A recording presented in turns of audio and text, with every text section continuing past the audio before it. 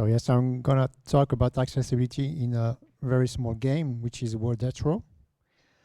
Here, it's actually a work of two people.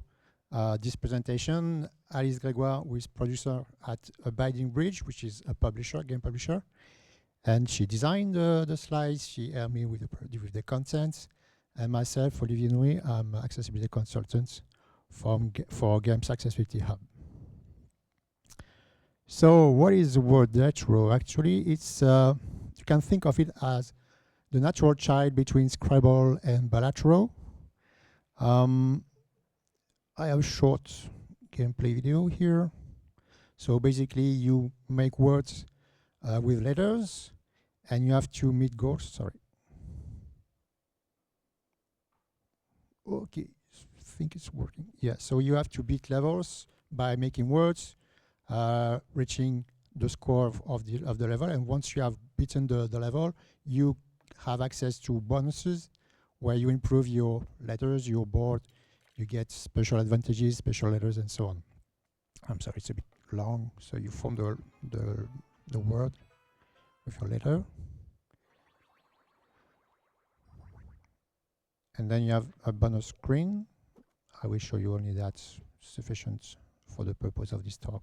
So you choose among 3 bonuses, and then you go on and go on until you beat the game. All right. And that's the work actually of one person whose nickname is Le Poulet. It means the chicken in French. Solo developer working at home in France. And also published by Abiding Bridge, which is a very small publisher specialized in small games, so small indie games.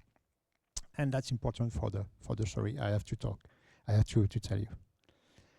So by any metric, Wordatro is a small game, a small project. It started as a game for friends. It was never meant to be a commercial product at the inception. First prototype in April 2024, sorry. And in a bit more than a year, it was released on Steam.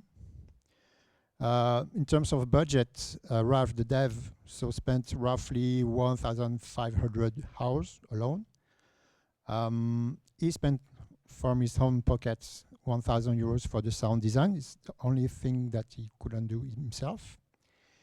And the publisher roughly spent like 13,000 euros in external costs, including quality assurance, localization, and there are 9 languages for the UI, so it's significant. They hired a UX designer as well, and also marketing costs. So that's really a small project. So far, it has sold something around a little bit more than 10,000 units on Steam alone, and there are plans to release on the mobile, which should be quite good for the game.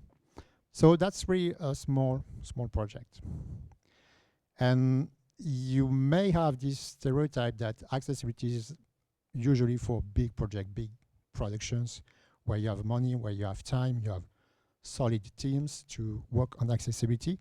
And that's actually the challenge, because that's not the supposedly ideal situation here. And I actually had some kind of epiphany when I played the demo in February this year, because I fell in love with the game. And I actually met the developer in April at an event, and we got sort of friends, and I told him I want to help you with the accessibility of your game, because I really love it. I want as many people as possible to play it. Possibly my own mother could play it, because she's an avid Scrabble player. And I proposed to do what I do, help him make the game more accessible. And there was also his publisher with him. And so I made the proposition, and they say, oh, that's cool, let's do it. Except it was just really, I mean, these people have the right mindset. They were very enthusiastic about it. And they were as crazy as me, so, well, we had a deal. So we had a few constraints. First, of course, we have only one developer, and that's really not much. That's the least you can have. A binding bridge themselves, they couldn't dedicate that much time to it, so we had roughly 2 producers, Alice and Ellie. Ellie is also the CEO of the company, so she does UX, I would say, as a side activity. So they spent roughly 80% of their time, but only at the very end of the project, just before release. They have no external budget for that. There are no investors. They're working on their own fund, self-funded. Also, we had a very personal circumstance that, the dev's partner was pregnant at the time, and the estimated delivery time was in August, and we were already like in April. So we had a huge risk. Of course, it's a personal detail, but when you have this kind of situation, every personal detail is very, very important for the project. And of course, once the baby was there, there was no question the dev will not work anymore on the game. We talked like 8 weeks before launch, which is not much, of course. And there was already a very long backlog because the game was not yet localized. There were only 2 languages, and there were so many that were in the plans. That was already a lot of work, and there were lots of minor issues coming from the beta testing that was relatively extensive. So it was adding something more that was not planned initially, the accessibility. And as I said, they are as crazy as me, so they said yes, and we tried to turn these constraints into actual strength. Having only one dev is actually, it can be a huge advantage because all the answers, you know where to find them. It's easy to find where are these keys and answers. And so where the publisher was very smart in my mind is that they didn't try to interfere. They left a lot of creative freedom. They say, that's your game. They say to the dev, that's your game, you do what you want, as long as we are able to launch something that can hold itself on the due date. And they didn't try to like put any conditions except this one. So basically they say to the people who know their job, do your job and we'll be happy with that and we support you with that. No budget means that we try to focus really on the actual work and not on fancy presentations and spending time in meetings trying to explain what we're doing. They trusted us for that. And so it saved a lot of time and energy not having to explain and justify what we were proposing. So we had to focus really on what was impactful for the lowest possible effort. The tight schedule means that we had to be very focused on actual results as well and being straight to the point. I think we can summarize that by one word, which is pragmatism. We had to be pragmatic. It was a matter of being able to do it or not. And so the only limit we had from the publisher was to stay in the current scope and avoid any scope creep, which can kill projects. So what we did, first phase was diagnosis. Diagnosis was really on our side, I mean, Games Accessibility Hub. It was me, actually, and we partnered with EasySurf, which is a Canadian consulting firm specialized in accessibility as well.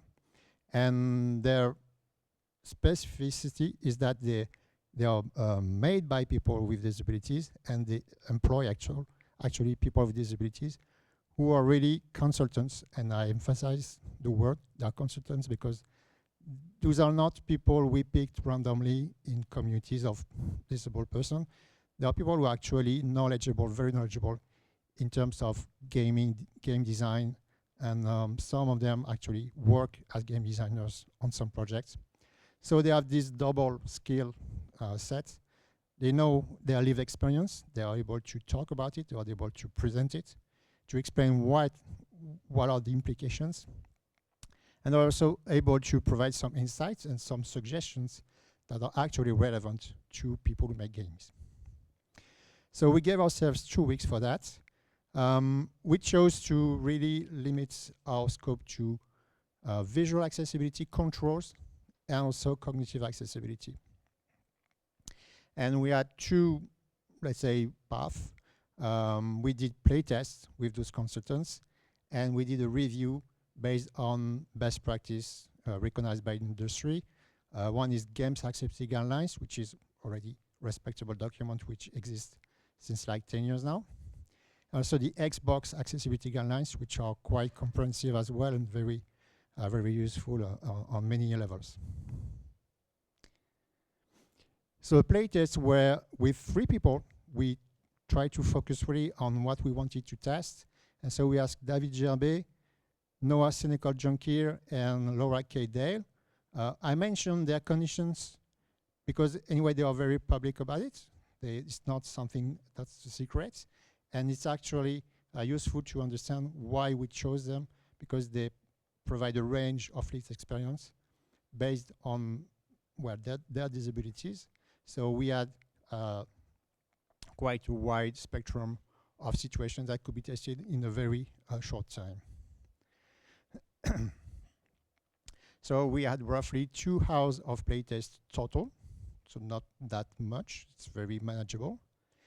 And they provided as well a detailed analysis of those playtest sessions. So basically, we have these captations where we have the people, the consultants, playing and thinking aloud.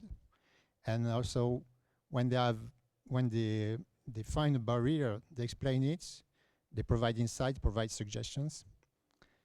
And we got like 42 entries, meaning positive or negative feedback. I think it's we always instruct our consultants to provide also the positive feedback for 2 reasons.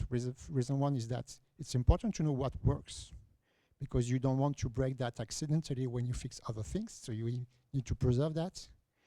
And so it's actually good for the morale, because when you get an accessibility review, you have a long list of things that don't work, and you may have the feeling that you have done shit, but it's important to make them understand that it's not the case. They have done good things, sometimes accidentally, sometimes intentionally, and the negative things are a lot easier to, push through. So you can actually download this document. It's public, it's shareable. So it's a spreadsheet where we have different columns. It's condensed because there are more columns than that. It had to fit into the slide. So you have the player's name. The link here with the timestamp is actually a link to the video, so that you can see. You can have the time where the person will express this feedback. In green with the check mark, it's positive. Without the check mark, it's not positive. You have an explanations of the reason why there is this output and this feedback. You have a degree of severity, and you have hints, suggestions from the players and also from the analysts, who will use this information to maybe provide more context, provide more possibilities or other suggestions. This was completed with a technical review, this time not based on playtesting, but more on analysis on my part. So I used the inputs from this first analysis, first playtesting sessions. My own experience, I use the best practices. I use ideas and examples from other games.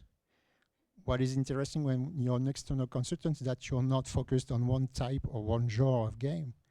I could maybe add ideas from a platformer applicable to this puzzle game, or it could be from a 3D, action game where they have a cool setting for visuals, for instance, that could be applied for another type of game. So I use all that. And I produce observations, also explanations of why it matters, what are people impacted, and in what ways. Also suggestions sometimes for maybe solutions or designs that could be helpful to solve the issue. So we got this report, which is, 56 pages. with screenshots, maybe some sort of prototypes. You can download it as well if you're interested with the QR code. And that was the basis of the next phase, because this document was analyzed in phase 2. So we had this short-term analysis, which was basically trying to get out of this long list of possible things to do into actionable items. So we tried already at the first phase to keep the scope tight enough to be manageable. But then there is this phase of selection of what can be or what can't be implemented in a timeline and the resource frame we have. So it was a work between the developer and a freelance UX consultant, who is Clémentine Plissonnier, who was hired by the publisher actually. So they gave themselves 1 week to be able to analyze the inputs. They also used players' feedback because they had a channel specific to accessibility in the Discord of the players community. And Clémentine, being a UX consultant, also did her own study, and she also is very knowledgeable in accessibility, and that was, I think, the perfect match. So they both broke down the recommendations by, let's say, some sort of ratio of effort and impact. So there were 3 categories. Quick fixes can be done right now easily and has some impacts on players, positive impacts on players. More medium range, something that will require some work, some design, and more long-term changes that could be more challenging technically, and maybe with different levels of impact. So there was this kind of pre-selection of things that could be done, and this will go into the backlog and would be added to the other stuff to do. And then the developer, he used that backlog to just put in the features and changes and fixes that were suggested by, of course, the different work before, also what he had to do in terms of localization and so on. So that was a phase where there were mostly the dev working, also feedback from testers that were already involved, like QA testers, consultants also as well. Clémentine and I were involved in that phase too. And we had also beta tester already ongoing.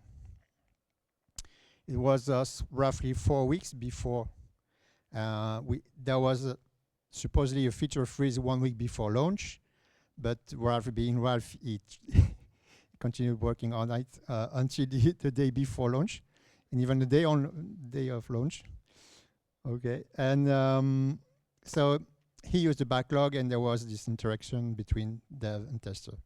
So all those 3 phases can be summed up with this nice graphic. Thank you, Alice, for that. So you have the game was the input for different people expressing needs or expressing suggestions about the accessibility of the game. We had our consultants with disabilities who produced this analysis that fed my own work with the report. We had the community pushing to the publisher a few suggestions that were actually, there were a couple of them that were very interesting and got into the backlog, who also piloted the UX consultant who worked with the dev and me and myself, and we coordinated to make sure that what we were proposing was realistic and was in line with the timeline we had, and also the resource we had, and those resources being essentially the ability of the dev to put those features into the product. And so it worked nicely enough to get a few day 1 improvements, as I would call them. So within those 4 weeks of work, the dev was able to totally review and redesign the screen, but it was a bit messy. There were different sizes, different positions for text, also contrast issues. So I made the assumption that there were probably people who would be not at ease with that, people with some types of dyslexia, for instance. And on the right, you have the improved I believe, improved bonus screen where you have differently stacked bonuses, and it's more clean. You have aligned text and so on, and similar sizes for the text. So a few additional features that were missing in the previous screen.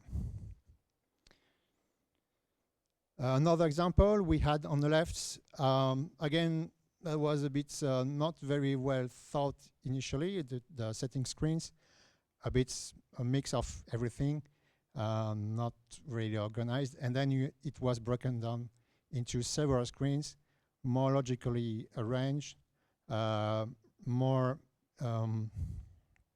with inputs improved as well. As you can see, there were sliders for the sound effects that have been combined with buttons, which was easier for one of the testers, for instance, who was using a head mouse and his voice to click actually on buttons. So using the sliders was really not easy for him, and that's a direct output from the playtesting. Also, we have the screen that I'll show you on the next one, where we had assessed that there was not enough information to players about what keys were usable in the main gameplay screen. So now there is this screen that explains more what you can do and with the keyboard on this screen. So that's some of the examples of the things that were done. There were more than that. Some were small details. Sometimes it's just a tiny bit bigger font for some of the text that were quite critical to the gameplay. That's the one that are more, let's say, showable to you. There are also post-launch improvements because the baby was not there yet after the launch, so he had time to add more things. There was completely reworked keyboard scheme, which was very significant, but he wanted to do it because he said it was fun to do. There was complete redesign of the buttons. Also, he added a word validity checker, which was one of the requests of the playtesters. And there are other plans because I had many ideas and many ambitions for this game, but I don't want to spoil the future. And maybe that will never happen, but that's what we have to accept when we provide this kind of consulting, is that we can have ideas, but they are still ideas, and they remain useless when unless they are implemented one day. But well, that's what we have to accept. So a few takeouts. I think we demonstrated somehow that it's possible to do a lot of things in a game, even when it's really small. Even when you don't have time, you don't have resources for that, you may believe it's not possible, but actually you can do something. As long as, I think a few tips I will give is, make sure you get testers. You don't need lots of them, but select them carefully. And you can, of course, ask to myself or to EasySurf for that. We have a range of players with different abilities that are very useful to, let's say, get a wide spectrum of situations. Make sure you set realistic goals. You can have ideas, but they must remain ideas if they are dangerous for the game, for the project. We focused on easy wins because we were very knowledgeable, because the developer had such a great, perfect knowledge of the code base and the limitations of his game. It was possible to do that and be able to have this discrimination between what is difficult and what is not. And it really helped, actually. Also, this tight collaboration, talking to each other really directly would be, I need to talk to you, okay, let's do that. And it was really, really dynamic like that. It really helped. Also, the publisher not being in the way, but only supportive and not trying to control things was very helpful as well. I'm not saying this is scalable. It was really, really highly dependent on the people involved, of course, and as you may understand, having this extremely strong constraint on the dev was, of course, very determining. It was also very structuring, so it was not necessarily a bad thing. One of my regrets is that we made many assumptions. Honestly, there were lots of things that I proposed that I was just bets. I'm not sure it was the right thing to do, the best thing to do, but based on my experience, based on the experience of Clémentine, we thought that might be a good idea. We don't have the time to retest that before launch and before implementation. But whatever, we thought it was good, and the developers thought it was doable, so we did that. It could be that sometimes it might fail, but well, that's we could not do anything any other way. And one of my regrets is that we didn't really test the actual efficiency of the features. We had good positive feedback on the game itself, but not necessarily on accessibility. There was no comparison before, after. If I had the luxury to do that, that's what I would do first. And that's it for me.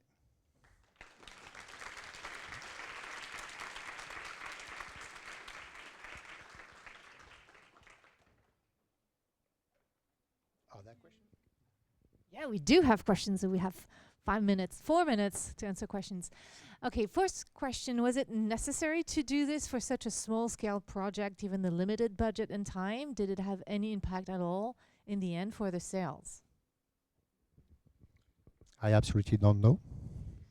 And I can't know. What I can tell you is that we had feedback from one player who said, you know, I can't do many things, but I can play this game. And this is one of the best players in the community. He makes huge scores, and I happen to know him now because we had the opportunity to work together, and someone who can speak, who can move a few fingers, but not more. And just for that, he said, I love this game. It's one of the only games I can play. I think it's very fulfilling and a result on itself.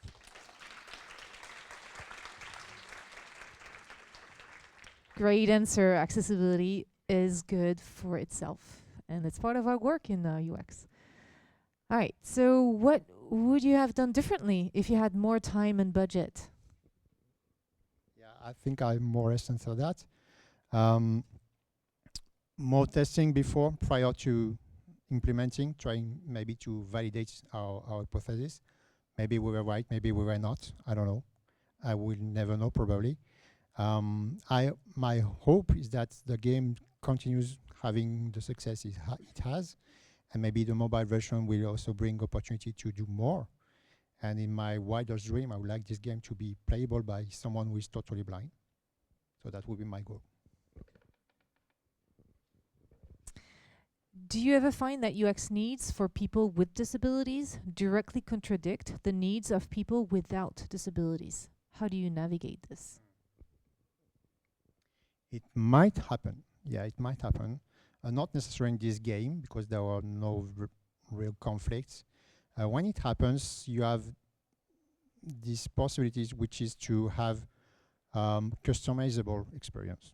So if you have someone who needs a large UI and that contradicts the general design, or maybe even the immersion and so on, if you offer the options to display it or not, or display it at different sizes, that's the best you can do, because you can satisfy different players with different needs. Another example would be the content warning systems. This morning we had a presentation about the survival games with probably difficult things for certain people who may be traumatized by, I don't know, blood or injuries and so on. That's the kind of thing where you have to think about what is your game, what are the purposes of your game, and how you manage that without modifying the essence of the game, but still providing some level of playability for people who might enjoy the game except for certain aspect of it. So having options, and maybe I think we're progressing in this subject of content warning and trigger warnings, and it's really a great thing, because when we ask to people, that's the number one reason for needs for accessibility, which is mental health. Mental health issues affect like something like 30% of your overall player base, and that's huge. And one last quick question: is the game out on mobile? And they're asking about the sales, but you don't know. Not yet. I hope soon. It's in a yes, it's a project. It exists on mobile, but not launchable right now. All right, awesome. So I think we're gonna cut it here. Thank you so much, Olivier.